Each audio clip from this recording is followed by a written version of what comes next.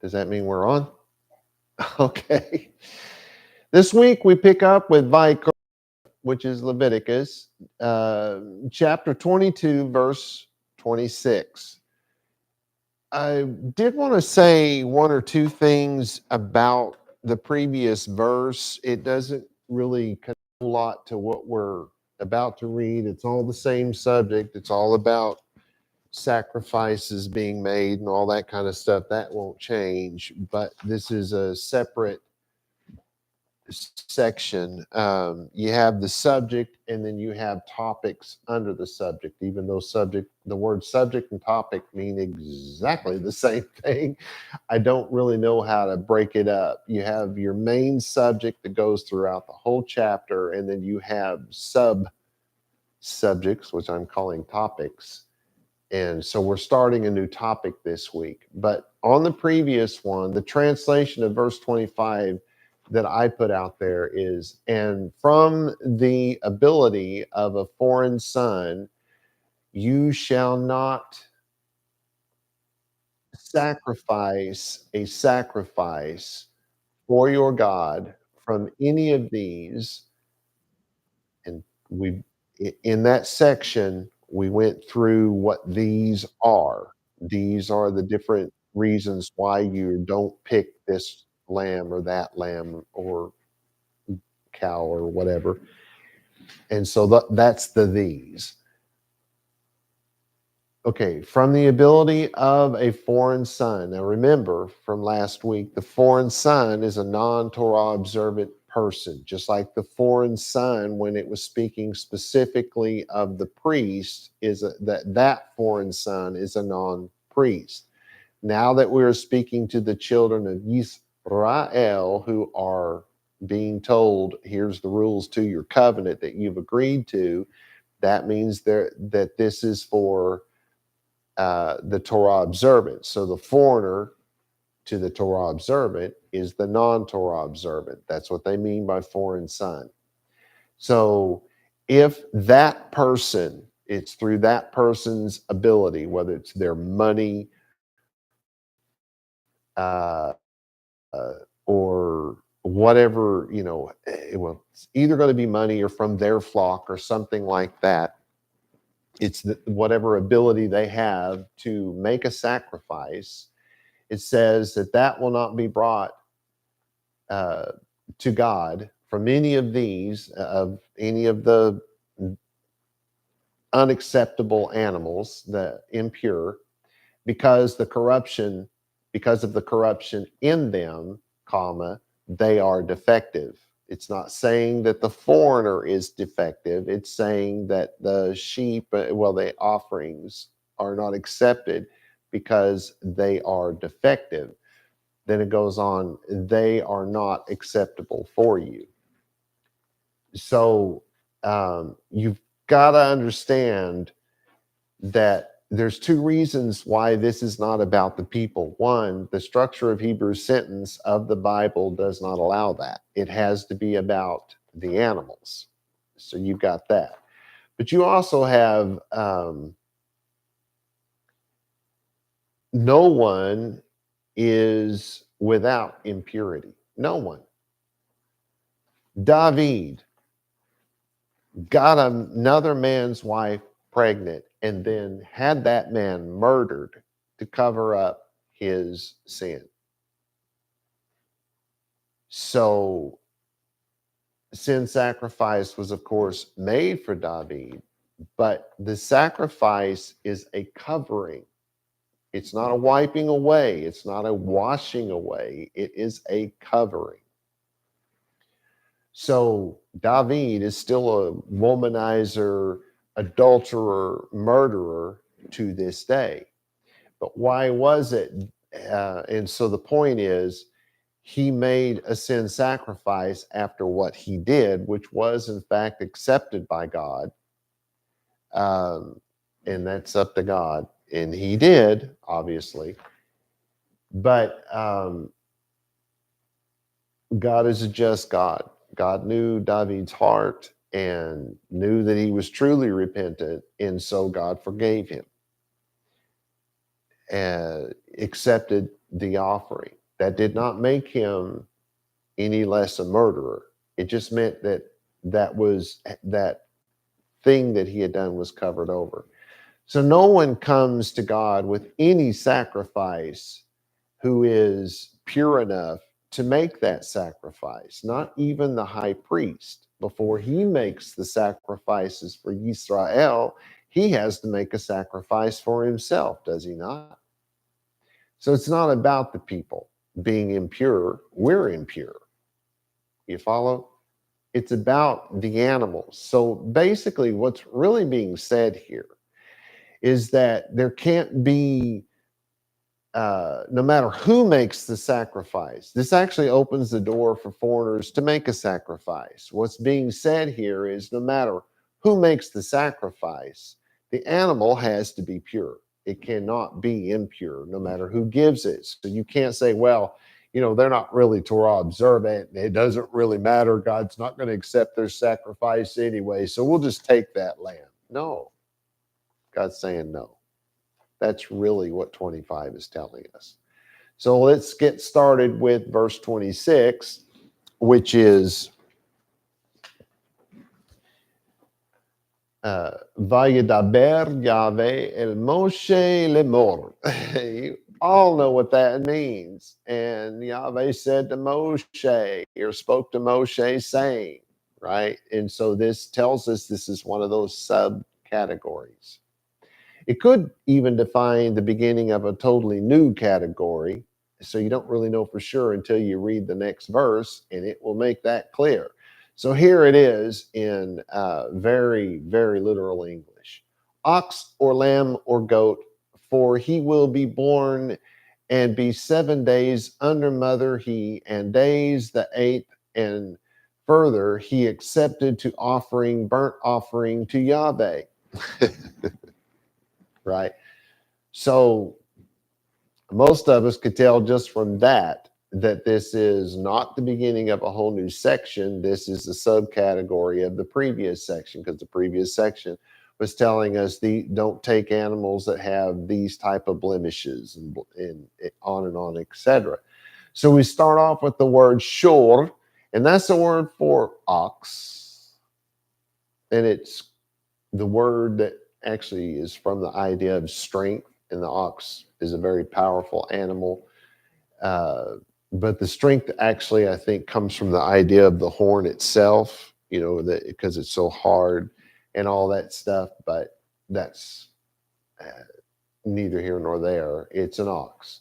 Then it says in Hebrew the word o, which we think of in English as or. So it's ox or ez, and it's a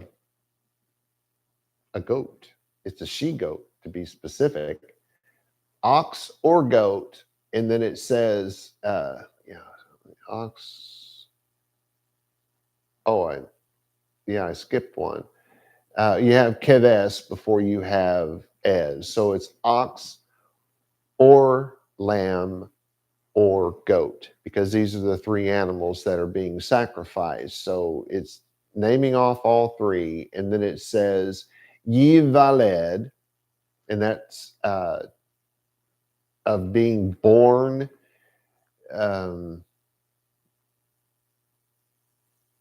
To bring forth, to bear as a mother, whether of humans or animals. It's even of laying an egg, because ultimately, a chick is born from that egg, or not really from the egg, but all of that's connected, right? So it's to be born, you get it.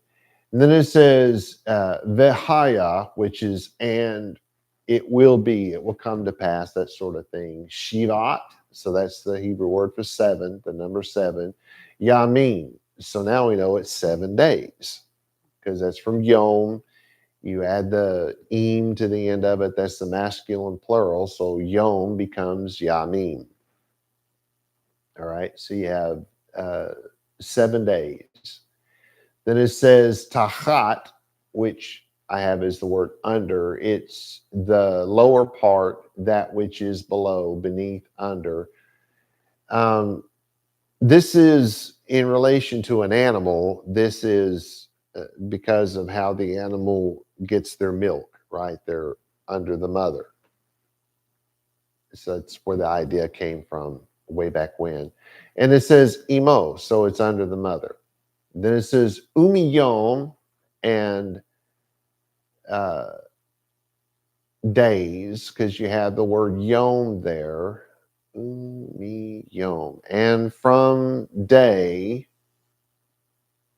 yeah, it's day. That's not plural, that's singular. And day, ha shemini, the eighth. And from the eighth day, yeah, which is to be delighted with any person or thing, to delight in the appearance, especially to receive graciously anyone bringing gifts. Um, I'll bring that up in a minute. So our next word is le karban, which is your Hebrew word for offering. You notice that for those of you who have read the New Testament, that carbon, that spelled out in English, carbon, it's spelled out in Greek, carbon. There is no Greek word carbon. So it's a transliteration of this Hebrew word, this very Hebrew word, carbon. That's an oblation. You know, an oblation is a liquid sacrifice. It's the act of making an offering, which could be of absolutely any kind of offering. It could be money, clothing, food. You know, it could be any kind of offering, uh, whether bloody or unbloody. It says so. It's literally anything. Then it says isheh, which of course sounds like the Hebrew word for man. It's not. It's the Hebrew word that mimics the sound of a fire. Shh. Which really would it you would think that because that sound that I make comes from the sound of liquid pouring on something hot, that it would be of a liquid, but it's not. It's just used for burnt offering in Hebrew. And then this is la Yahweh, so to, or we would think of it as for Yahweh. This sacrifice is for Yahweh. I don't usually say for. I say to, because God's not going to eat this food. You realize the sacrifice is the barbecue, right? Somebody's going to eat this stuff. They're not going to eat the icky parts. You know, Jews don't do chitlins. Nope, nope, nope. We don't do that. We don't eat brain, and we probably shouldn't be eating tongue. I'm just saying, we don't do that. But the reason why some do is because they don't understand Hebrew idioms, and they don't. And when the Bible says, cook it all together, the head with the legs and all that, they don't realize it's saying cook all the stuff that you cut up that's edible, because it's already told you can't have this other stuff. But it's saying cook the head with the legs means cook everything that you just cut up that you're allowed to eat all at once at the same time. That's all cooking the head with the legs ever meant. It did not mean that you really were supposed to cook the head and the legs. Just saying, just throwing that in there. All right. So my translation is ox or lamb or goat, for he will be born and, or it will be born. I don't know. He sounds better to me. He will be born and be 7 days under his mother. But after 8 days, or after the eighth day forward, he is acceptable to offer as a fire offering, the ish, right, to Yahweh. So there's been an argument among the sages that ran for hundreds of years about what a lamb of the first year was. Does that mean that you have to wait till the lamb is 1 year old? Or, as some argued, it was a lamb that was not quite 1 year old. And those guys really got slammed. But right here, it tells you what the answer to that question is. From the eighth day forward, once that lamb is 8 days old, all the way up until the day he is 1 year old, he is allowed to be sacrificed. Once he passes that first year, he is no longer allowed to be a sacrifice, according to vaYiqra 22:27. All right. So let's go on to verse 28. Very literal translation. And herd or flock with he, and son he, not shall slaughter they in day one. Okay. So we have veshor, which is, again, that's usually used of an ox, but it's not always used of an ox. Sometimes they'll use it for the word herd. So it's either an ox or a herd. We'll be able to figure it out from the development of the sentence. Oh, it says se. Now remember, se is used of sheep and it's used of goat, but it's the word for herd. So this gives us a hint, a really big hint, whether we should say, or I'm sorry, I said herd. I meant flock. Sheep are in a flock. Cows are in a herd. So now we know that this is a flock. We know this is the word for flock. That might just indicate that instead of saying ox, we should be saying herd. Just throwing that out there. This is oto, which ultimately either means he or it. And since we're speaking of animals, probably means it.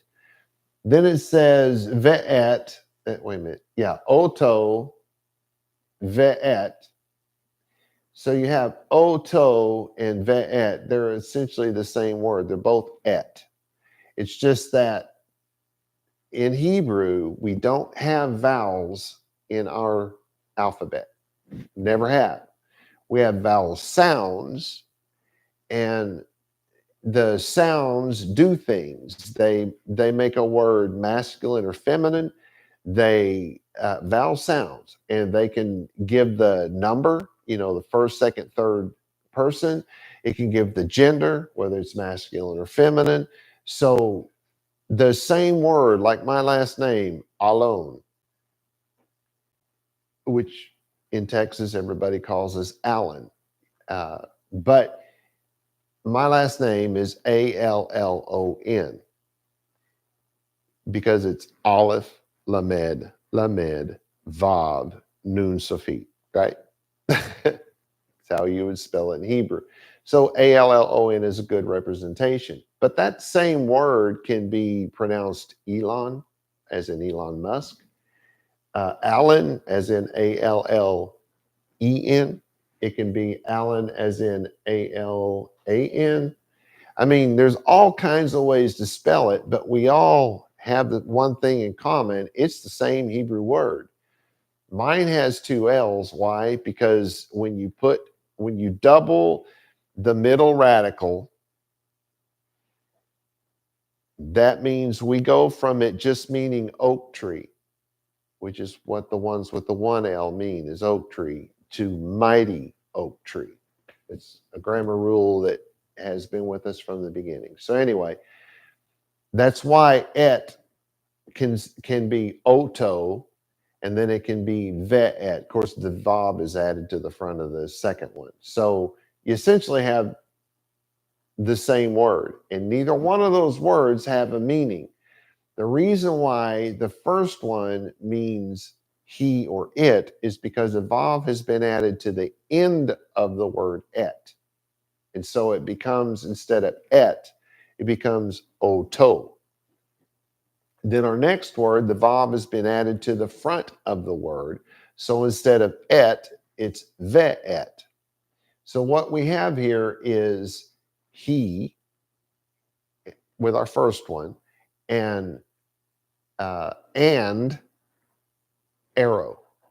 I always actually draw an arrow when I translate with this word because it literally has no meaning. It points to something. So we're saying that it's the herd or the flock, it, and then it points to something. Beno, which is ben, which is son. O, they've added the Bob to the end of it, which means son, he, or son, it. We would say its son or his son, right? That's what's being pointed at. So it's the son of what? The herd or the son of the flock. So it's talking about a younger animal.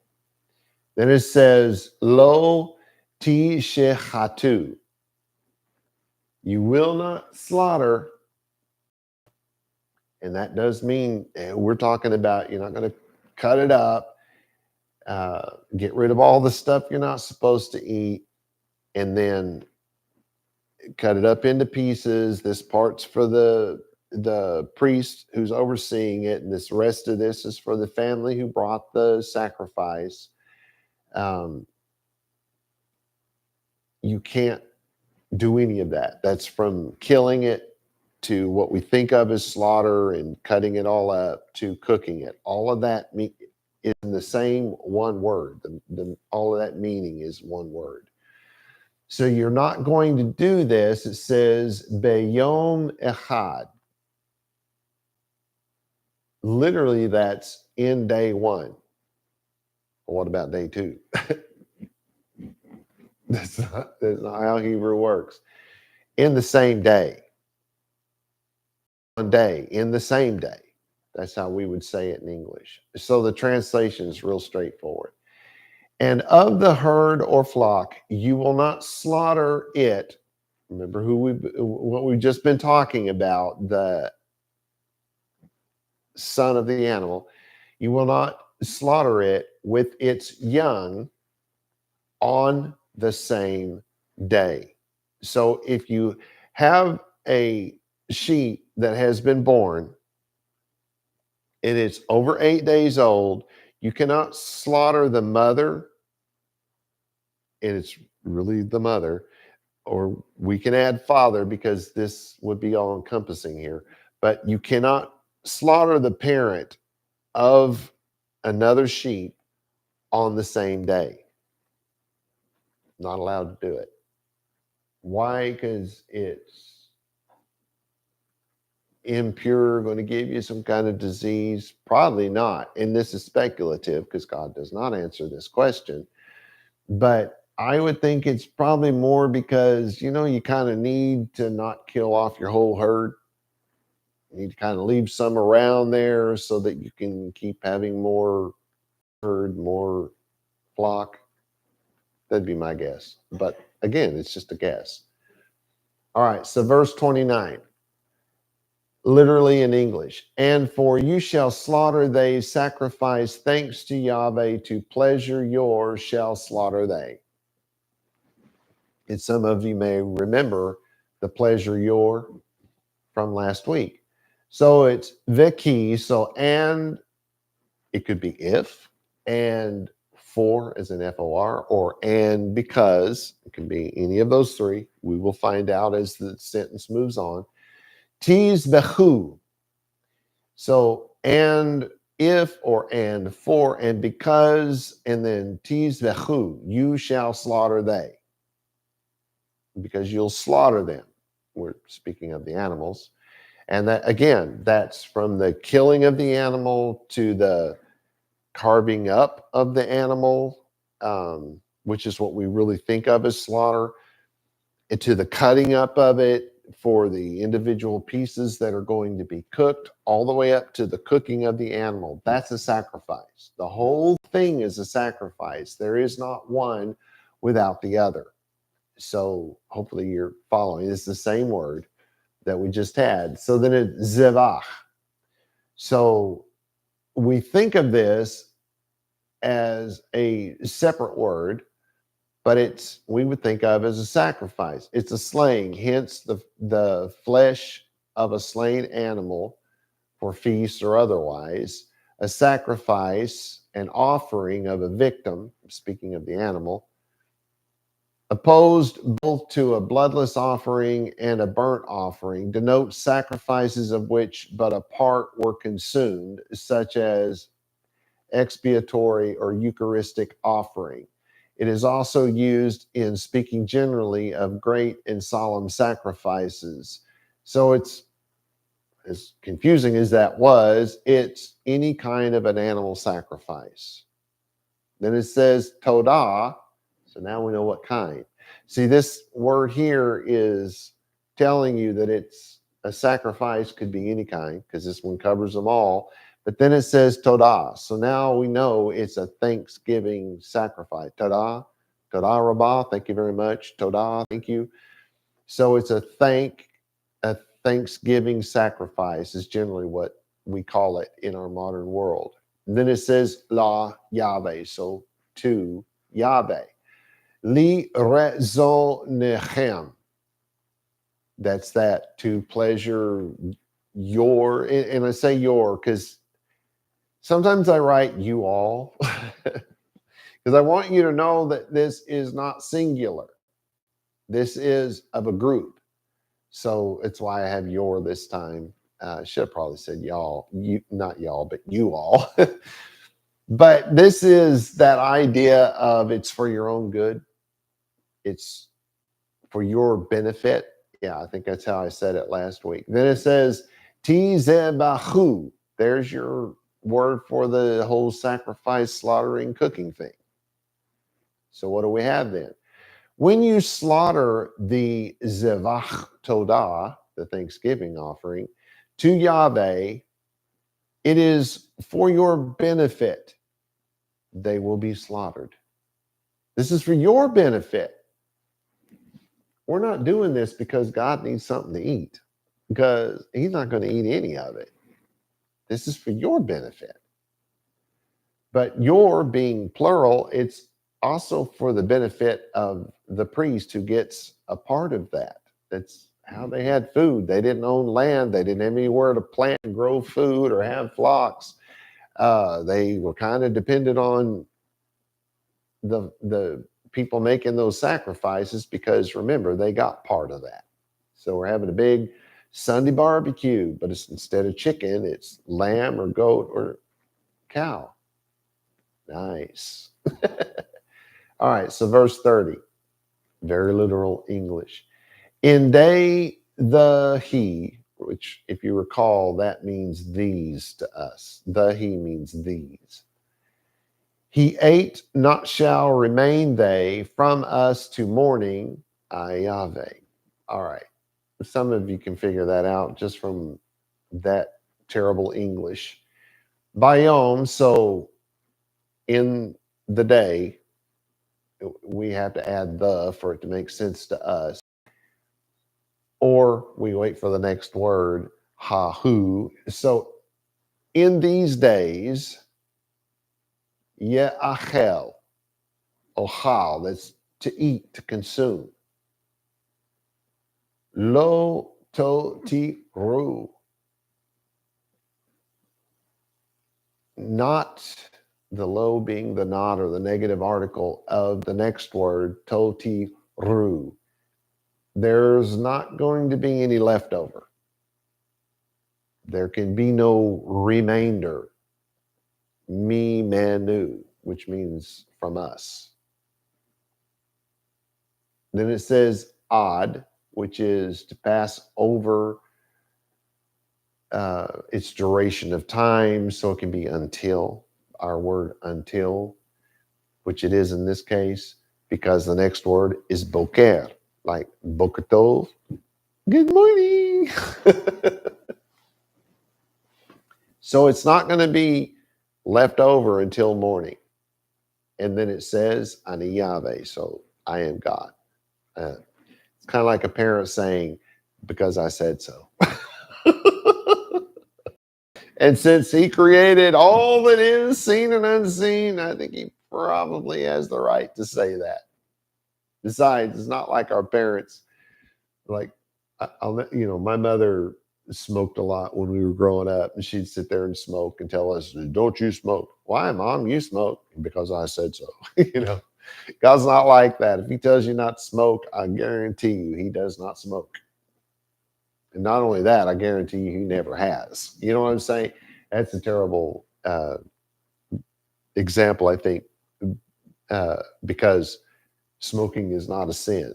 It's dumb. It's bad for you. It can kill you. So it's not, but it's not a sin. So in this day it shall be eaten. None of it will remain till the morning. Why? Because I said no. Because I am Yahweh. All right, 31.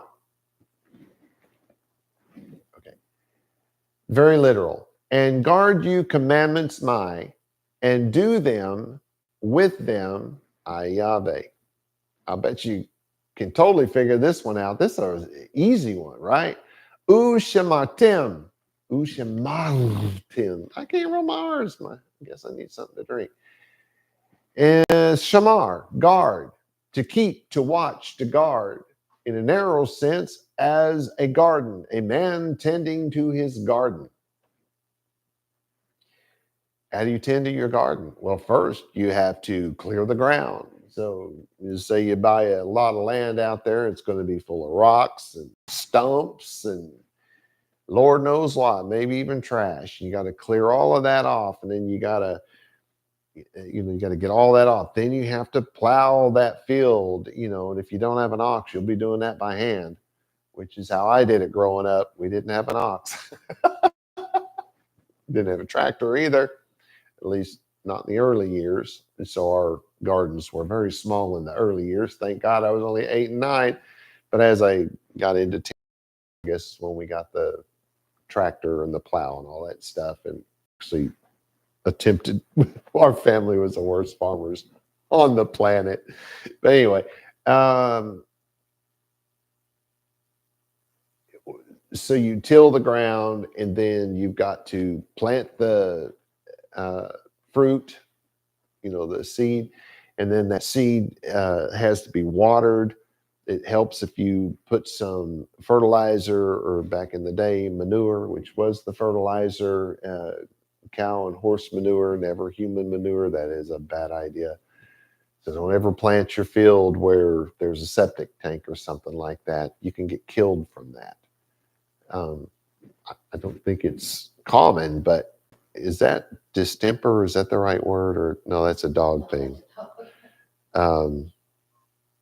Though I can't think of what it is. It happens in third world countries all the time, because food will grow really well if it's fertilized by human waste, but it will can also lead to, and often has, to the death of humans.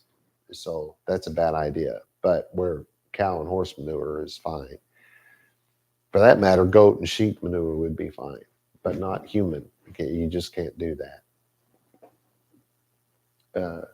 Unless you have, some kind of fancy machine that can somehow purify all that. And even then, I wouldn't suggest it. I would never personally trust it. But anyway, so you get this stuff planted, it's watered, it's fertilized, it starts to grow. And as it's growing, here comes the weeds, because, that's good food and water for them too.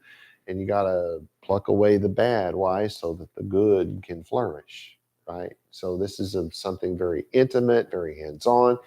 It's of protecting what is yours. You maybe want to put a fence around your crops, so that, a tall enough one so that, those things with the little horns, and they jump over fences. Oh, I got sheep in my head. No, the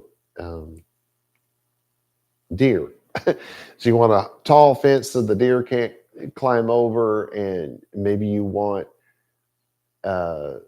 chicken wire around the bottom to help keep the varmints out of there. But even then, you got to watch for the stuff that crawls underground, and even then, you got to deal with bugs and stuff like that. But so you really have to work at this if you're going to have plenty of crop to eat when all this is said and done. So that idea of guarding and keeping is a great importance here. Then it says meets voltai, so those commandments, and God's saying my commandments. That's why it ends in the I sound. It's my. So God's, because it'd be commandments my, but we would say my commandments. The precepts, especially used of the precepts of God, which here very directly are in fact being used, because these are the precepts of God. So it's prohibition is found, thou shalt not. The opposite, thou shalt. All of that is found in this idea of commandments. And this is one of those actual commandments. So then we have va asitem. So that's asa, property to labor, to work about, anything to make, to produce by labor. I think I'm connecting that to the wrong root, but this is for to do, to make, to make it happen, right? So you've got to do this. It's hands-on, it's very up close and personal, and it's on you to do it. And then it says otam, which is the word et, if you recall. And so the mem has been added to the end, so that means them. That actually is a word, though et. So it's pointing to them, and them being what has already been said, the commandments. And then it says ani Yahweh, because I said so. I am the one and only God, right? Given his own name. So it's, and you will guard my commandments and perform them. I am Yahweh. Now, Onkelos's work that was translated by Drauzine and Wagner says, Sifra interprets the word u shemartem, that's the, well, they say it, which can be translated as watch, safeguard, observe, or keep, to mean study. For one can hardly keep or observe the commandment unless one studies. The argument at the end is absolutely correct. You cannot keep God's commandments if you don't study them. You have to know what they are, and you do need to study them, because if you don't study them, you're not going to remember them. And you can't keep them if you don't remember them, right? So that part of their argument is correct. But to say that this word can be translated as study is utterly and completely wrong. No, that's not what this word means at all. But their argument that you need to learn them, that you need to study them in order to be able to keep them. Now, I do agree with that part. I just don't agree that you use this word, if that makes any sense. Okay, so now 32, we have very straight up English. And not shall profane they name holy me, and will be holy me in midst children Yisrael, I Yahweh from holy you. You guys remember from holy you? So it's velo and not techalu. I'm having trouble clearing my throat and rolling my R's today. You know what? I'm going to take a drink of water. I have liquid life. Hopefully that'll help me out a little bit. My throat's burning. Okay. Oh, whoa. What? All kinds of weirdness going on there. So our word is techalu, which is to profane, to perforate, to pierce through, wound, to loose, or to lay open. Profanity is a word that I find that a lot of people don't really understand what that word means, especially when you're talking about the Bible. But profanity is fairly easy to comprehend. Let's say you want to hang a picture in your living room, but you can't find your hammer. You've got the little nail, but you can't find the hammer, and all you can find is your screwdriver. So what do? You put that nail up there, and you turn the screwdriver upside down where the fat part is over here, and you hit that nail, and you knock it into the wall, and voila, you hang your picture, right? That's perversion. It's using something that is meant for something in a way it was not meant to be used. So it doesn't necessarily have a negative connotation, because what's negative or wicked or perverse, if you will, about using the end of a screwdriver to knock a nail in as opposed to a hammer? You've committed no crime, you've committed no sin, right? But in some cases, they're talking about perforate, to pierce through. Why is that called profane? Because God did not make us with extra holes, right? We've got holes for the eye socket and the holes for the ears and the holes for the nose and the holes for the mouth. And anything beyond that that becomes pierced or perforated or wounded is, biblically speaking, it has now been profaned, because the way God did it is the right way. And so adding like an earring that creates a new hole, you have been profaned, right? But does that come with a penalty of some kind of, you're going to hell or God's going to punish you? No, because it's perfectly okay to get a nose ring. I base that on the fact that that's the kind of ring Rachel wore. Or was it before Rachel?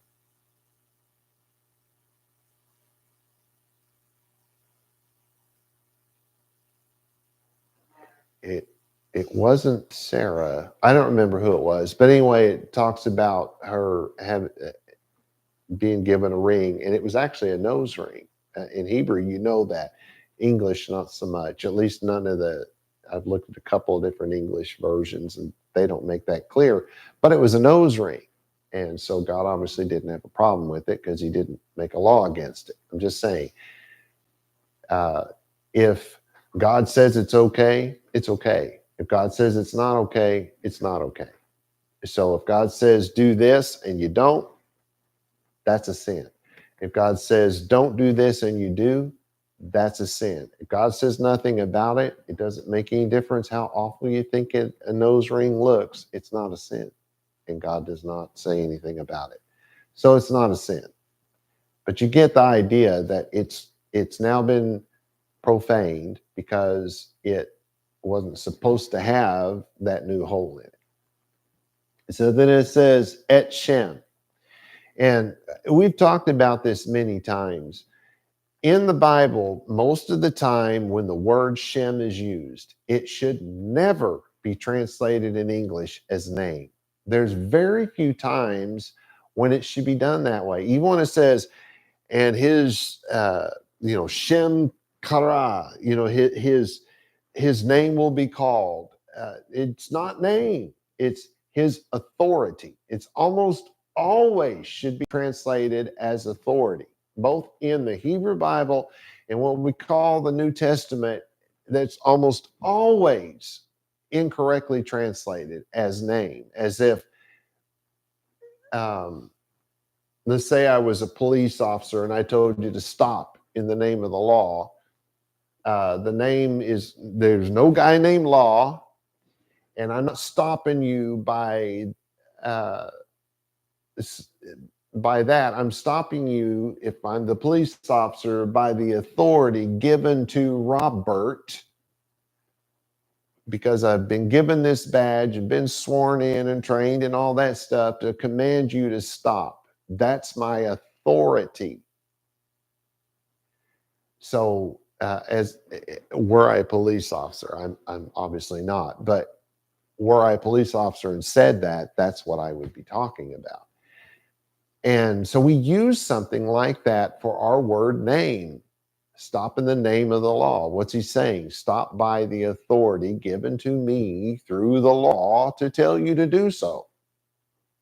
And that's 99.999% of the times the word Shem is used, it should be translated authority, not name, because it leads the English reader into the wrong idea. But there are times when it should be name. But here's what confuses people. Have you ever noticed in the Bible how that Moshe, now people will tell you that's a derivative of a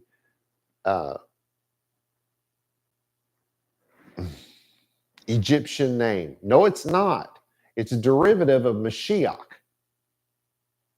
But let's say it is a derivative of Greek. not Greek, Coptic, Egyptian. Let's say it is, okay? Moshe was called that, they say, because he was drawn out from the water, because they say that in the Coptic language, the Egyptian language, I believe that's called Coptic, that it means drawn out because he was drawn out from the water. Well, did he not draw out God's people from Egypt? God said it several times, the people you brought out of Egypt. That's a funny conversation there. His name could have been Robert Allen, for all we know. Could have been Jack Smith. Could have been Donald Trump. In real life, maybe they called him Donald Trump. We don't know. Joe Biden, who cares? Moshe was probably not his real name. Moshe is his authority. And what was his authority? That's everything that the mind and the heart draws emotionally and mentally from the sound of that word. And for Moses, what do we think of? We think of the man who was drawn from the river, who left his place in Egypt and became the man who drew the children of Israel out of Egypt into the wilderness via God leading him, right? Moshe. How about Noah? Noah, as most people know it. He brought rest. He was the one that loaded everybody all these animals on his big old boat. And when the waters came in and swept that boat away, all of those animals survived what otherwise those animals wouldn't have survived. And he finally lands on Ararat, wherever that is. We still don't know for sure, because Ararat in the Bible does not mean it's the same Ararat in today's world. But I digress. He was the man who brought, when the floods subsided, rest to all man and animal kind, if you will. Who else can we name off? David, he was the beloved of God. Shlomo was the man who truly brought peace when he was king. And on it goes. Job in Hebrew, the man who was attacked, the man who had the enemies, right? Notice that's the thing that we get wrong. These were not necessarily their names, probably not their names, because in Hebrew culture, particularly of the biblical times, the person was not to be celebrated. So you didn't generally get a lot of stories about an individual person. And if you're reading stories that are real detailed about a person's life, it's either historical, like with Abraham, there's the whole history of how this one man who wasn't even Jewish became the father of the Jews. And David is how that one man went from being a humble shepherd to shepherding the whole nation of Israel. So you do get some of those details, but the name was the least important. The authority was the most important. So that's why all the names seem to line up with what these people did, right? You follow? That was their authority. So when it's saying his name will be called, there's a really good example of it in the New Testament letters, well, in particular in Matthew, which was obviously written in Hebrew originally.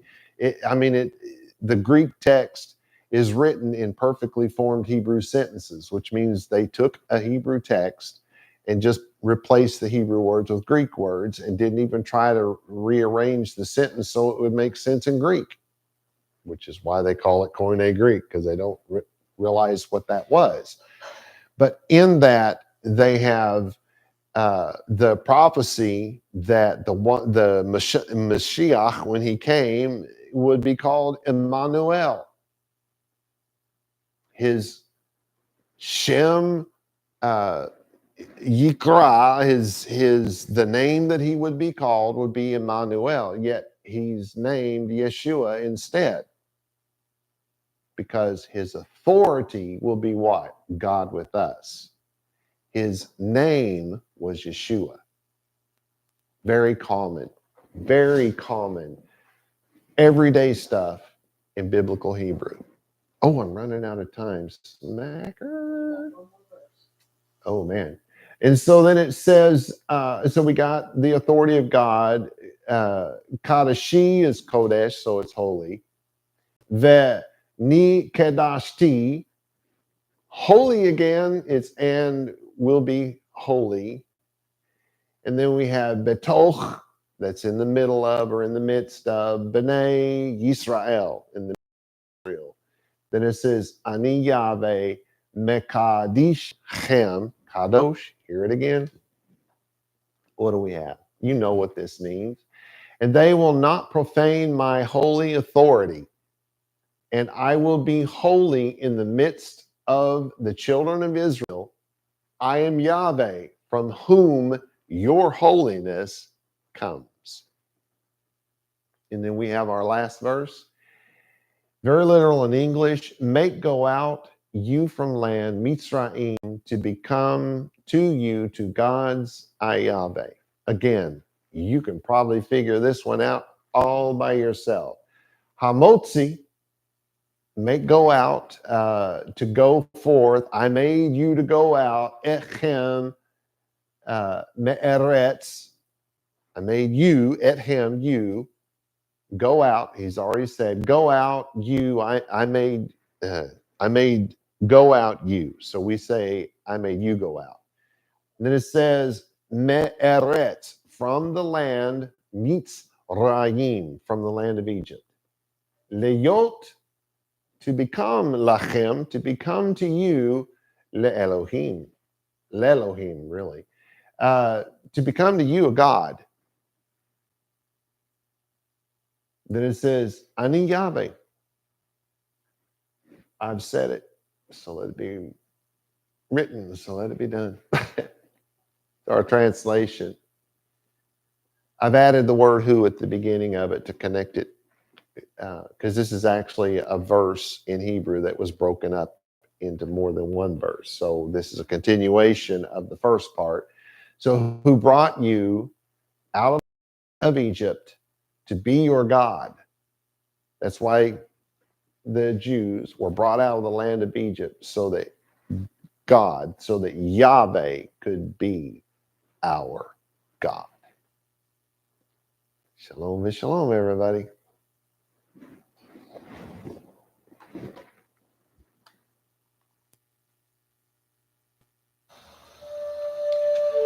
The blessing, vaYiqra. Yevarecha Yahweh v'yish merecha. Yahweh v'hunecha. Yisa Yahweh panai v'lecha v'yasim lecha shalom. And in English, may Yahweh cause you to lie down so that you may rest. May he touch and caress you. May he prepare you for what is ahead. May he watch over you. May he keep you from harm. May he cause goodness to grow in you and take away the bad. May he arrange your life and cause you to flourish. May he cheer you up and gladden your heart. May he cause his light to shine through you. May he show you tenderness, favor, and love in his presence. May he show you kindness and be delicate towards you. May he show you his generosity, mercy, compassion, and desire for you as it comes forth from the depths of his soul. May he lift you out of your pit and deliver you from the things that hold you prisoner. May he draw you to his chest and cast his eyes on yours. May he show you his love and desire for you as he cradles you in his arms. May he bear your punishment and pardon you of your sin. May he take you for his bride. May he establish a foundation in you. May he place his name on your heart and mind and make your body his temple. May you be his treasure. May you always be on his mind. May he draw you near and comfort you when you are afraid. May he assure you there is nothing to fear because he is with you. May you and all that concerns you be at peace because he is your friend. Amen.